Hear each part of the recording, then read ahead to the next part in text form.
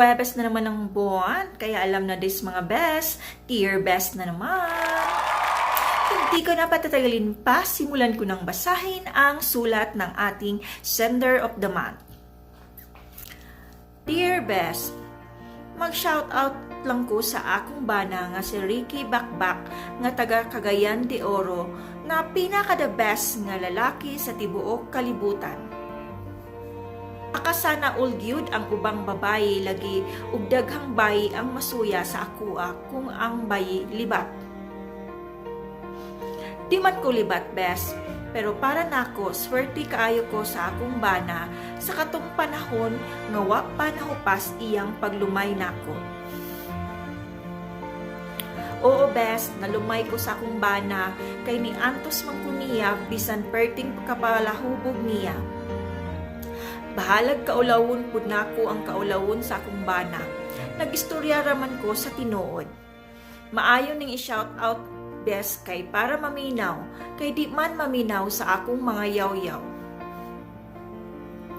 Hoy Ricky, pag di gihapon ka mausab, kung tunga ka, isulti na ako imotibok pangalan gud ba og asa nga barangay sa Cagayan de Oro para makita kung kabalo ba ka maulaw. Kung nakaila ka ni Ricky Bakbak nga taga CDO, walay laing Ricky Bakbak sa CDO. Sure ko kay ako gatawag anak niya ng ngalana. Palihog ko ingon niya ani akong panawagan kay di man maminaw sa ako kung ako ang mo istorya niya. Gimautan siguro nako bes. Gatuog di ko kabiya niya. Tagaan ta ka ultimatum Ricky, magmahay gyud ka ba kung di ka magbago? Maura to bes. Hinaot nga magbago akong bana nga si Ricky Bakbak. Palihog tabangi ko ninyog ampo mga bes. Daghang salamat sender sa pag-share sa imo ang istorya sa kinabuhi. Ang ako lang may sulti, unfiltered yun niya akong isulti, tinuod yun niya akong isulti, yung itambag, gikan kini sa kailam ilaluman sa akong kasing-kasing. Tuo na lang jud best, kay kini, gikan ni sa akong experience. Ako yun yung isulti, di ko maulaw, isulti, yun ako na akong tinuod, o akong tambag, gikan sa ako ang kaagi. Best, ayaw na paabuta nga magbago na imong bana, biyain na, pakibulag na, sayon istoryahon lisod buhaton, pero maunay maayo nga desisyon. Kay kanang mga palahubog, lisod kayo na magbago. Milagro ra makabago ng mga palahubog, dugay pa kayo na magbago. Kung kanang mga palahubog mo, bago ra na sila kung magkasakit na ba, nga dugay maulian. Kanang grabe na jud ilang sakit, dara pa na sila magbago niya, kalusa pa man na sila magsakit. Dugay man na magsakit ng mga palahubog, so magpaabot pa ka nga magsakit na imong bana. Ay na lang jud pagdahom, kay dugay pa kayo na ipakaabuton nimo kung magbago na imong bana. Tuo na lang nako para madali. Nga nung nakaingon ko best, kay palahubog kayong dako akong papa best. Dako kayong ipikto sa akong kinabuhi ang pagkapalahubog sa akong papa best.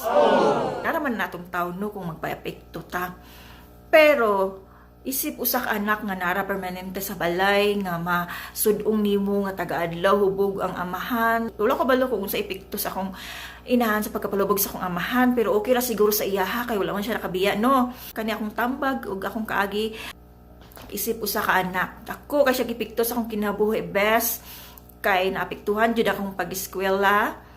Di ko ganahan magtuon kay kulay peace of mind ng among balay kay sigilag gubot kaayo. Ikahubog gubot kaayo best nya kay ang iyahang sweldo kulang ra sa iyahang inom. Lisod kaayo may best sa kapobrehon. Ako nag-eskwela ko nga mura ko gapasan sa kalibutan kay ako'y bayranan sa eskwelahan. Kabalo ko nga wala may kwarta, mamroblema ko kung asa ko ibayad. Nya bata pa kay ko. Tungod ana best nga mamroblema ko kung unsa ko ibayad sa mga bayro nun. Di ko ganahan mo eskwela best. Gusto ko nga mahuman ako eskwela. Dili ko ganahan eskwelahan, dili ko ganahan mo eskwela. Wala na akong na-enjoy ang akong pag-eskwela kay para sa ko ang pag-eskwela problema ra kay magproblema man ko kung asa ko ipalit sa akong mga school supplies, sa ako ang mga kinahanglanon sa eskwelahan, sa akong mga bayranan sa eskwelahan, kay kabalo ko nga wala may kwarta. Wa jud na ko na-enjoy nga akong kinabuhi usa ka bata is para sa kuha nindot nga wala ko'y amahan kaysa kanang amahan nga pala hubog nga gubot kay ang kinabuhi may pay wala amahan best nya dayon best di ko ganahan kung naa sa amo ang balay akong amahan kay pertila hubog ora na ako ang memory sa akong amahan best kanang yang pagkapalahubog pagkahubog taga-adlaw mo nang dili ko ganahan nga naa sa among balay akong amahan kay di siya maayo nga memory nga hubog siya di ko ganahan nga hubog akong amahan.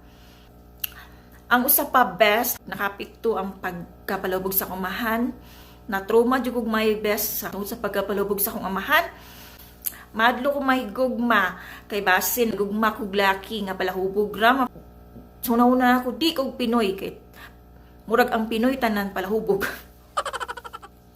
Parang dili ko seryoso uyab-uyab sa una. Mo siya ang nahimong standard nako sa pagpili sa kalalaki. Nakapikto siya.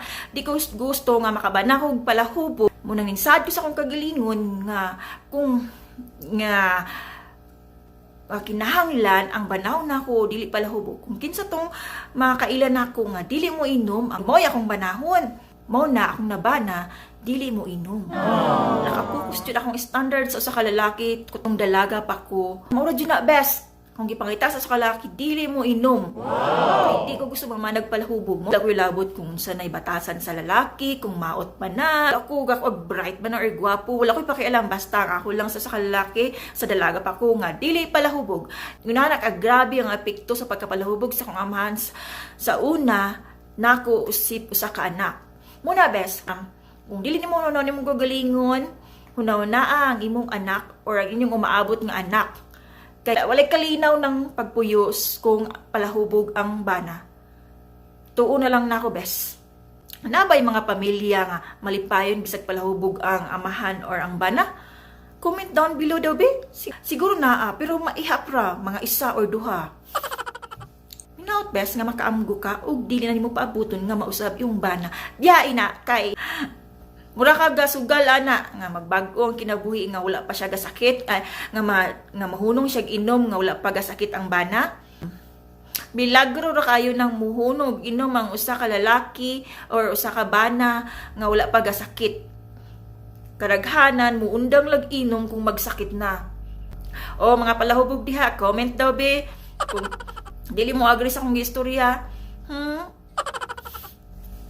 Daghang salamat sender sa pag-share sa imong story. Og sa tanang nang lantaw karon og naminaw, daghan kaayong salamat. See you sa sunod nga unang Webes sa buwan.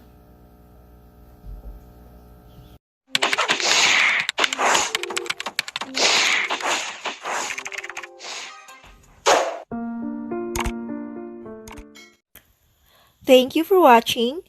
Don't forget to subscribe to get updates for a new video.